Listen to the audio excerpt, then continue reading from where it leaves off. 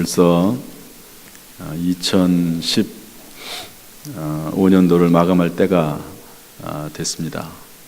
오늘이 2015년도의 51번째 주일입니다. 다음 주일 한번 지나면 2015년도 이제 마감을 하게 됩니다. 그래서 제가 제목을 감사로 마감하자 이렇게 정해봤습니다. 한번 따라서 하시죠. 감사로 마감하자. 감사로 마감하자. 마무리하는 방법이야 여러 가지가 있겠지만 감사로 마감하는 거죠. 우리 옆에 있는 분들하고 인사합시다. 반갑습니다. 축복합니다. 한 번 더 하죠. 감사로 마감합시다.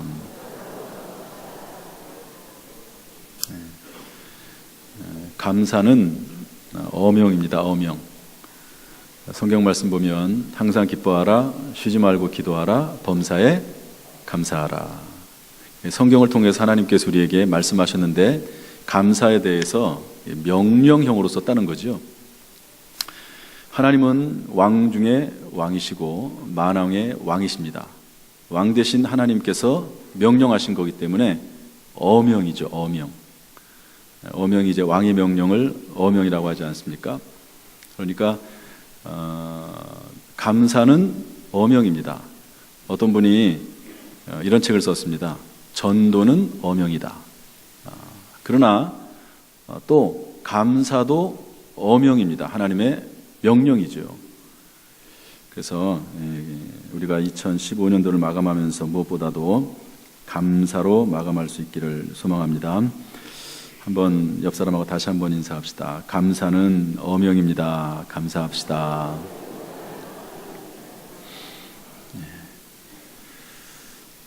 데브라 노빌이라고 하는 분이 감사의 힘이라고 하는 책을 썼습니다. 그 안에 0.3초의 기적이라고 하는 말이 나옵니다. 이제 감사하는데 0.3초밖에 안 걸린다는 거죠. 물론 이제 미국 사람들이야 감사합니다 그러면 땡큐, 그러니까 두 글자죠. 땡큐. 우리나라는 감사합니다 5개니까 우리가 조금 길 것 같아요. 우리는 0.3초는 아니고 한 0.5초, 6초 이 정도는 되지 않을까. 감사합니다 이러면은 0.5초 정도 지나갈. 어쨌든 감사에 대해서 0.3초의 기적이다 이렇게 표현했습니다. 감사하다고 하는 이 짧은 말은 우리 인생 전체를 바꿀 만한 강력한 힘이 있다고 했습니다. 각 개인이 지닌 잠재력을 끌어올리는 비밀 열쇠다 이렇게 썼고요. 우리가 감사합니다라고 이 짧게 말을 하는 순간 내 속에서부터 무언가 신비로운 역사가 일어난다 그렇게 말을 했습니다. 신비로운 일이죠. 감사합니다라고 말을 하면 뭔가 내 마음 속에서 내 몸 속에서 변화가 일어난다는 거죠. 물은 해답을 알고 있다라고 하는 책을 쓴 일본 저자 이야기를 제가 했습니다. 물을 앞에다 놓고 좋은 말을 하면 물의 결정 구조가 변한다는 거죠. 그래서 상대방에게 또는 어떤 물체나 식물, 동물에게 나쁜 말을 하면 나쁜 영향을 받고 좋은 말을 하면 좋은 영향을 받는다. 그런 내용인데요. 거기에 어떤 내용이 또 있냐면 사람의 몸의 70%는 물이기 때문에 사람에게 영향이 갈 뿐만 아니라 그 말을 하고 있는 그 사람도 70% 물로 되어 있기 때문에 그 사람이 먼저 영향을 받는다 하는 겁니다. 내가 다른 사람을 축복하면 내가 먼저 축복을 받는 것이고 내가 다른 사람을 저주하면 내가 먼저 저주를 받는 것이다 하는 그런 말씀입니다. 그래서 감사는 상당히 우리에게 중요한 의미가 있는데요. 우리에게는 감사할 수 있는 이유가 충분히 있습니다.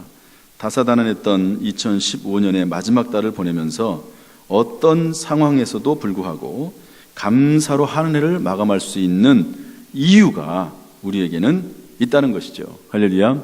그 이유를 좀 찾아가면서 우리가 2015년도를 감사로 마감하는 그런 복된 시간이 됐으면 좋겠습니다. 첫 번째로 우리는 은혜 받은 자가 되었기 때문에 감사로 마감할 수 있습니다.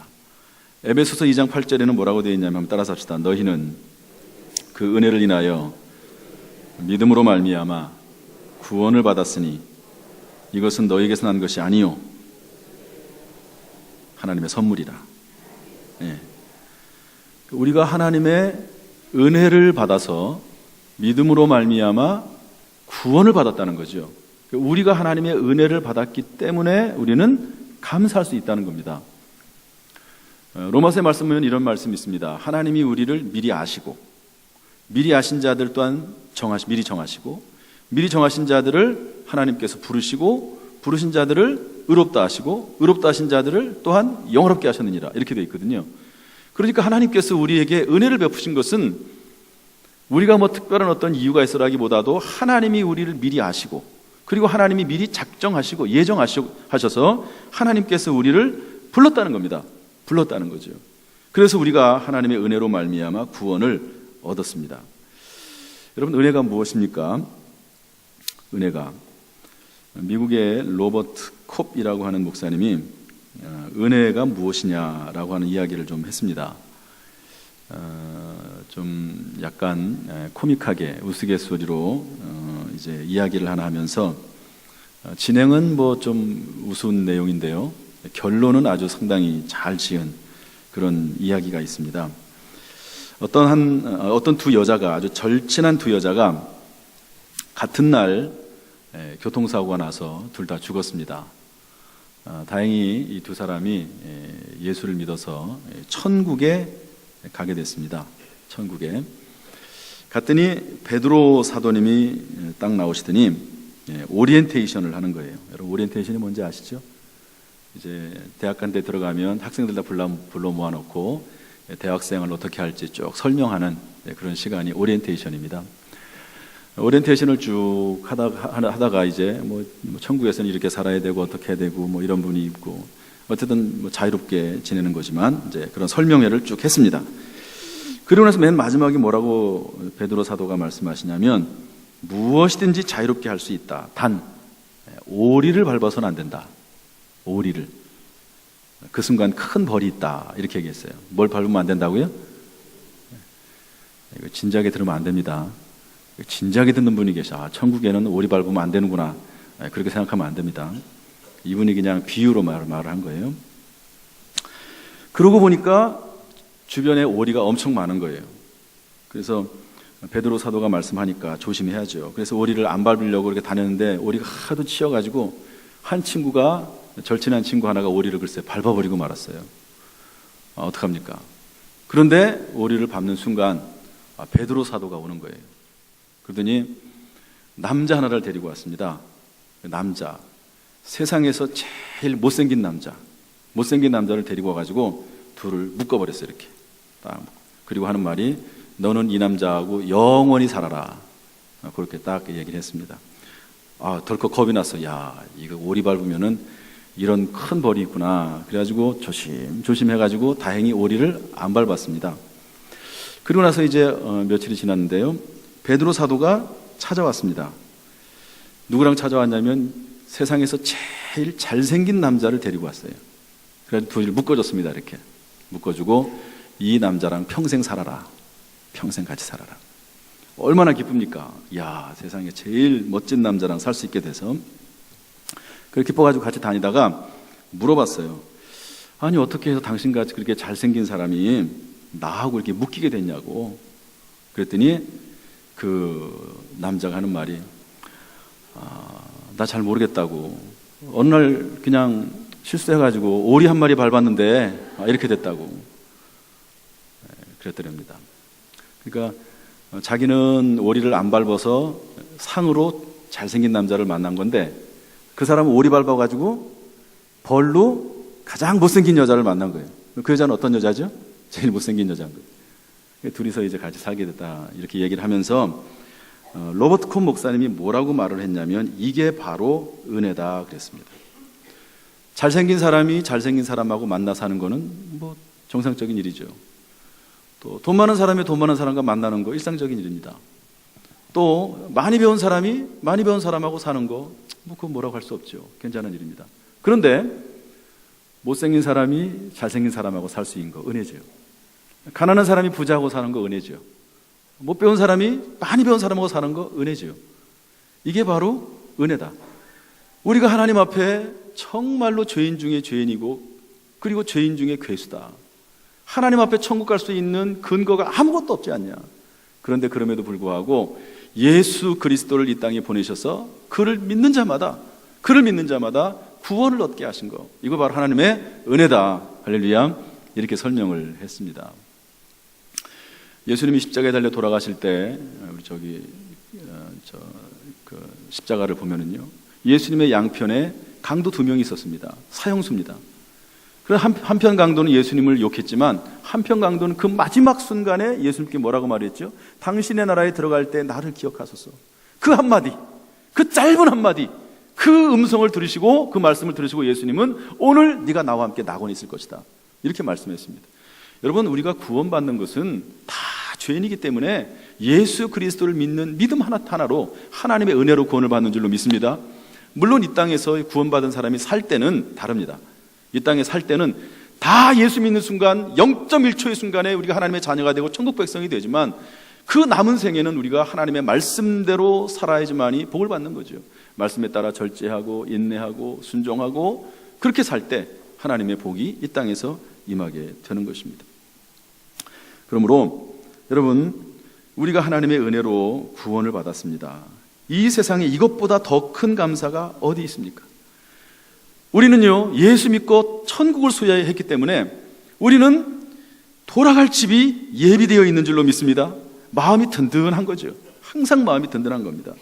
여러분, 여행을 떠나본 적이 있을 겁니다. 그러면 배낭여행을 가지고 가기도 하고 텐트를 치기도 합니다. 텐트 얼마나 불편합니까? 뭐 재밌게 즐기는 사람도 있지만 텐트에서 한 1년, 2년 살아보라고 하십시오. 누가 살겠습니까? 거기에 못 살죠. 그런데 여행을 가서 텐트 생활을 해도 괜찮습니다. 즐길 수 있습니다. 왜 그럴까요? 돌아갈 집이 있기 때문에. 돌아갈 집이 있으니까 기뻐할 수 있는 거죠. 감사할 수 있는 거죠. 그러므로 여러분, 우리가 연말을 맞이해서 지난 1년 동안 좋은 일도 있고 나쁜 일도 있고 여러 가지 수많은 일들이 있을 수 있습니다. 그러나 우리에게 하나님의 나라 천국이 있다는 사실, 그것은 마치 커다란 수십억짜리 다이아몬드를 가지고 있는 것과도 같은 그런 가치 있는 것이기 때문에 이 땅에 사는 동안 잠시 좀 어려움이 있어도 오래 어려움을 겪긴 했지만 그래도 나는 하나님의 백성이고 자녀다, 나는 천국이 예배되어 있다 하는 사실로 인해서 감사할 수 있기를 주님의 이름으로 축복합니다. 시편 90편에 보면 사람의 인생이요 70이요 강건하면 80이라도 수고와 슬픔뿐이 우리가 날아간다고 했습니다.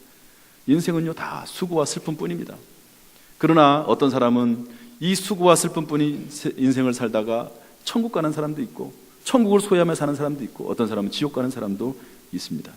여러분, 지난 한 해를 돌아보면서 어떤 일이 있든지 간에 내 안에 예수 그리스도가 있고 은혜가 있고 천국이 있다는 사실, 이것이 감사의 조건이 될 수 있기를 주님의 이름으로 축복합니다. 어떤 조건에서도 이 사실만 생각하면 안심이 되고 감사가 되고 소망이 되고 감격이 될 수만 있다고 하면 여러분, 그 사람은 복받은 사람입니다. 그 사람은 항상 감사할 수 있습니다. 어떤 조건과 환경 가운데서도 그 사람은 만족할 수 있습니다. 왜? 가장 좋은 것을 가지고 있기 때문에. 그러나 그것을 잊어버리는 순간 행복은 사라지고 불평은 생기고 원망이 생기는 거죠. 여러분, 아무리 어떤 주변의 환경 뭐 이런 저런 상황이 있다 할지라도 내 안에 예수 그리스도가 계시고 하나님 나라가 계시고 있고 천국이 있고 또 주의 영이 있다는 사실로 인해서 감사할 수 있는, 감사로 마무리할 수 있는 저와 여러분 될 수 있기를 주님의 이름으로 축복합니다. 두 번째로 우리가 감사로 마감할 수 있는 이유는 모든 일이 합력하여 선이 될 것이기 때문에 그렇습니다. 로마서 8장 28절 말씀 보면 이렇게 되어 있거든요. 따라서 합시다. 우리가 알거니와 하나님을 사랑하는 자 곧 그의 뜻대로 부르심을 입은 자들에게는 모든 것이 합력하여 선을 이루느니라. 여기 보면 모든 것이 합력해서 선을 이룬다고 되어 있습니다. 여러분, 이 사실 믿으십니까? 여러분, 여기 뭐라고 되어 있죠? 하나님의 뜻대로 부르심을 입은 자들. 여러분, 전부 다 하나님 뜻대로 부르심을 입었잖아요. 다 하나님의 뜻대로 부르심을 입었습니다. 그런데 그런 사람은 모든 것이 합력해서 선을 이룬다는 거예요. 여러분 믿으십시오. 할렐루야. 그런데 너무 수동적이에요. 하나님의 뜻대로 부르심을 입으면 그럼 난 아무것도 하지 않고 그냥 가만히 있으면 되나? 너무 수동적입니다. 한 가지가 덧붙었어요. 하나님을 사랑하는 자가 곧 하나님의 부르심을 입은 자라는 거예요. 그러니까 다시 말해서 우리는 하나님을 사랑하기만 하면 되는 거예요. 그러면 모든 것이 합력해서 선을 이루게 될 줄로 믿습니다. 하나님을 사랑하는, 우리는요 단순히 하나님을 사랑하기만 하면 되는 거예요. 그것밖에 없어요. 하나님을 사랑. 그럼 하나님 사랑이 뭡니까? 여러분 하나님 사랑하세요? 우리 찬양단도 하나님 사랑하세요? 성경에 이렇게 되어 있습니다. 나의 계명을 가지고 지키는 자라야 나를 사랑하는 자니. 나를 사랑하는 자는 내 아버지의 사랑을 받을 것이요, 나의 사랑을 받을 것이요, 그리고 아버지께서도 사랑한다고 되어 있습니다. 나를 사랑하는 자는 내 계명을 지키는 자가 나를 사랑하는 자니. 이렇게 되어 있습니다. 한번 따라합시다. 내 계명을 지키는 자는 나를 사랑하는 자니. 그래서 여러분 하나님 사랑한다고 입술로 말하는 거 필요하고 중요합니다. 하나님 사랑합니다 그러면서 뭐 하나님 사랑해요 뭐 이럴 수 있거든요. 한번 해봅시다. 하나님 사랑해요 한번 해보세요. 그런데 좋습니다. 이렇게 하는 거 좋아요. 필요해요. 그러나 성경은 나의 계명을 가지고 지키는 자라야 나를 사랑하는 자니. 그러므로 하나님을 사랑한다고 하면 여러분 하나님의 계명을 지킬 수 있기를 바랍니다. 하나님의 말씀이 떨어졌을 때 그 말씀대로 살려고 노력해야 되고 절제하고 인내하고 그 말씀대로 살아야 되는 거죠. 말씀대로. 그래야지 하나님을 사랑한다고 말할 수가 있는 것이고, 그런 사람, 하나님을 사랑하는 자, 그 사람에게는 모든 것이 합력하여 선을 이룬다고 되어 있습니다. 저는 성경에 요셉이 그 대표적인 사람이라고 봅니다. 요셉은 형들에게 팔려가지고요 종살이하고 옥살이 합니다. 종살이 하는데요 너무 사람이 아이가 성실하고 그러니까 그 보디발 장군이 이 요셉을, 어린아이를, 젊은 아이를 가정 총무로 삼았습니다. 열심히 했어요. 그런데 그 보디발 장군의 아내가 자꾸 유혹하는 거예요. 예뻤을 거라고 저는 봅니다. 한 나라의 최고 권력자의 아내니까 예뻤겠죠. 젊었을 겁니다. 자꾸 윙크하는 거예요. 눈을 깜빡깜빡하고 윙크하면서 같이 자자고, 여기 아무도 없으니까 내가 다 하인들 내보냈으니까 우리 같이 자자고, 그렇게 얘기합니다. 그때 요셉이 뭐라고 합니까? 창세기 39장에 보니까 요셉이 거절했다고 되어 있습니다. 여러분 거절할 것은 거절해야 될 줄로 믿습니다. 거절하며 내 주인이 금한 것은 당신뿐이오니 이 모든 가정의 일들을 다 주인 나에게 맡겼지만 오직 유일하게 당신만 금했다. 왜냐하면 당신은 우리 주인의 아내이기 때문에 그렇습니다. 그래서 내가 당신을 어떻게 범하겠습니까? 그럴 수 없습니다. 그런데 그것보다도 더 중요한 것은 뭐냐면 내가 어찌 그렇게 함으로 말미암아 하나님 앞에 죄를 지으리까, 득죄하리까, 이렇게 말합니다. 이게 하나님 사랑인 겁니다. 하나님께서, 주인이 말을 그렇게 하기도 했지만 하나님께 죄를 짓는 일이기 때문에 할 수가 없는 겁니다. 그러면서 그 여자를 멀리합니다. 가까이 오면 도망갑니다. 옷을 뿌리치고 도망갑니다. 이게 하나님 사랑입니다. 이게 하나님 사랑입니다. 하나님 사랑해요 뭐 이렇게 말하고, 그게 하나님 사랑 아닙니다. 하나님 사랑하는 것은 나의 계명을 가지고 지키는 자라야 나를 사랑하는 자니. 그런 사람은 모든 것이 합력하여 선을 이루게 될 줄로 믿습니다. 그랬더니 하나님께서 어떻게 하시죠? 하나님께서 요셉과 함께 하시고 그에게 인자를 더하사 간수장에게 은혜를 받게 하시며 여호와께서 그를 범사에 형통하게 하셨더라. 여러분 이 말씀 그대로 오늘날 저와 여러분에도 그대로 이루어지는 줄로 믿습니다. 모든 것이 합력하여 선을 이루는 그것을 믿는 가운데 감사로 마무리할 수 있기를 주님의 이름으로 축복합니다. 세 번째로, 하나님의 구원이 예비되어 있기 때문에 우리는 감사로 마감할 수 있습니다. 우리 본문 말씀인데 다시 한번 읽어보죠. 23절 시작. 감사로 제사를 드리는 자가 나를 영화롭게 하나니 그의 행위를 옳게 하는 자에게 내가 하나님의 구원을 보이리라. 우리말로는 이렇게 되어 있는데요, 이거를 공동번역 성경이라고 하는 그 말씀으로 보면 조금 다르게 되어 있습니다. 감사로 제사를 드리는 자, 나를 영어롭게 하는 자, 그의 행위를 옳게 하는 자에게 내가 하나님의 구원을 보이리라, 이렇게 되어 있습니다. 그럼 무슨 뜻일까요? 감사로 제사를 드리는 것과, 즉 이것은 하나님을 영화롭게 하는 것과 똑같습니다. 하나님을 영화롭게 하는 것은 곧 하나님 앞에 그의 행위를 옳게 하는 행위입니다. 여러분, 감사로 예배드리는 것은요, 우리가 하나님 앞에 옳은 행위를 하는 거라는 거예요. 감사로 예배를 드리는 게. 여러분, 지금 예배 드리면서 하나님 앞에 감사로 예배 드리고 있습니까? 할렐루야. 여러분, 감사로 예배 드리는 것이 올바른 행위라는 거예요. 하나님이 기뻐하시고 영광 받으신다는 겁니다. 저는 이렇게 감사로 예배했던 사람의 대표적인 사람이 욥이라고 봅니다. 욥. 여러분, 욥은 동방에서 그 당시에 가장 거부입니다. 거부. 그런데 어느 날 갑자기 회오리 바람이 불어오더니 집이 무너지고 아들들이 다 죽습니다. 멀리서 도적대들이 와가지고요, 모든 재산을 다 짐승들하고 데려가 버리고 맙니다. 자기 몸에는 온몸에 욕창이 걸려가지고 머리끝부터 발끝까지 만신창이가 됐습니다. 그런데 그 옆에서 위로해 제들 아내는 뭐라고 말합니까? 당신이 이러고도 하나님을 경외하느냐? 그러면서 하나님을 저주하고 죽으라, 이렇게 말합니다. 그리고 아내는 떠나버리고 맙니다. 멀리서 친구들이 3명이 찾아오는데요, 친구들조차도 네가 죄를 졌기 때문에 이런 거 아니냐, 그러면서 친구들도 정죄하고 비난합니다. 살 길이 없습니다. 살 길이 없어요. 그러나 그럼에도 불구하고 욥은 어떻게 했다고 되어 있죠? 하나님을 예배하며 찬송을 받으실지라고 말하고 하나님을 향하여 원망하지 않았다고 했습니다. 이게 감사로 제사 드리는 겁니다. 감사로 예배 드리는 겁니다. 주신 이도 여호와시요 거두신 이도 여호와시니 하나님이 찬송을 받으실지니다. 내가 적신이로 왔사오니 적신이로 가올지라, 벌거숭이로 왔사오니 벌거숭이로 가올지라. 내가 태어날 때도 아무것도 없이 태어났는데 지금 이 순간 아무것도 없이 돌아간들, 그게 무슨 하나님 앞에 원망거리가 되겠습니까? 빈손으로 왔다가 빈손으로 가는 게 인생 아닙니까? 그러면서요, 감사하고 찬송하고 예배했다는 겁니다. 그랬더니 어떻게 됩니까? 욥이 그의 친구들을 위하여 기도할 때, 그렇게 자기를 비난했던 욥의 친구들을 위해서 기도해 줍니다. 축복 기도해 줍니다. 그런데 여호와께서 욥의 곤경을 돌이키시고 이전 모든 소유보다 갑절이나 주시고 욥의 말년에 욥에게 처음보다 더 복을 주시고. 할렐루야.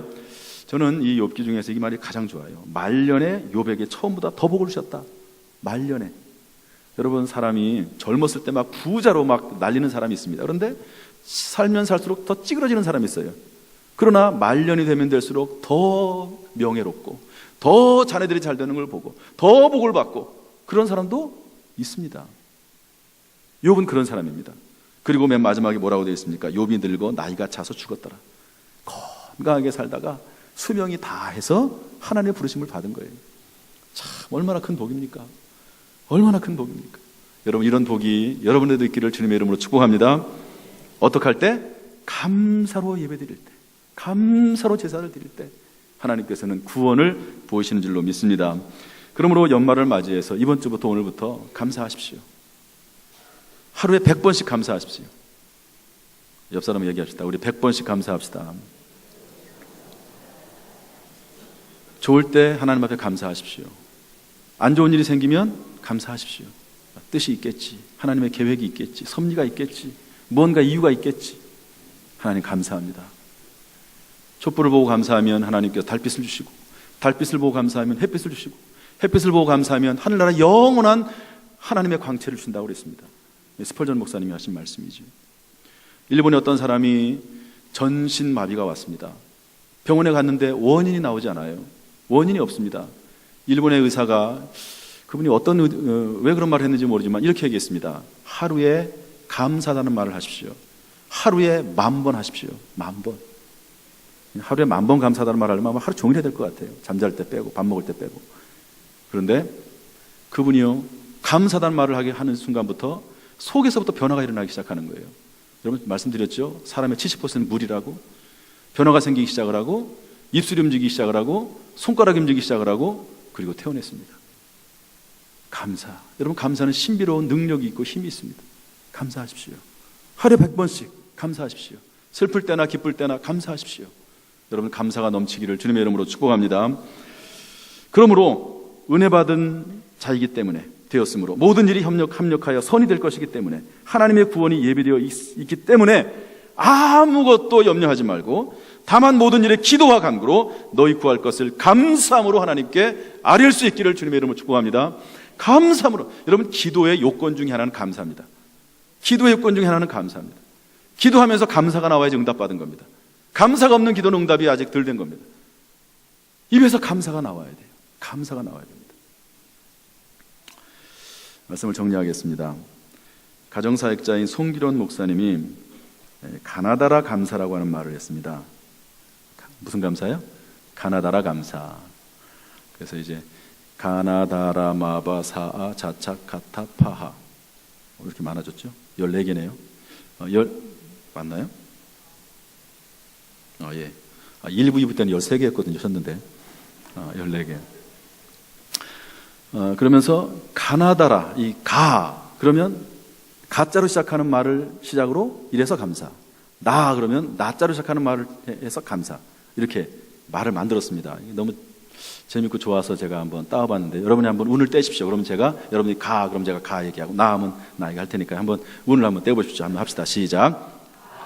가슴 아픈 일도 감사, 나쁜 일도 감사, 다시 감사, 다 감사, 라면 먹어도 감사, 마지막까지 감사, 바쁠 때도 감사, 사랑할 수 있음에 감사, 아줌마 몸매도 감사, 자주 감사, 차가 없어도 감사, 카멜레온 같이 변덕스러운 자녀 있어도 감사, 타락한 나를 구원하신 감사, 파김치된 나에게 세임 주심 감사, 하하하 웃으며 감사. 이렇게 써놨습니다. 여러분 평생 감사하는 인생 되기를 주님의 이름으로 축복합니다. 기도하겠습니다. 하나님 아버지 감사합니다. 오늘 말씀 속에 주의 음성이 있다면 순종할 수 있도록, 그래서 구원받은 이후에 복받는 인생 되도록 인도해 주옵소서. 예수님의 이름으로 축복하며 기도하옵나이다.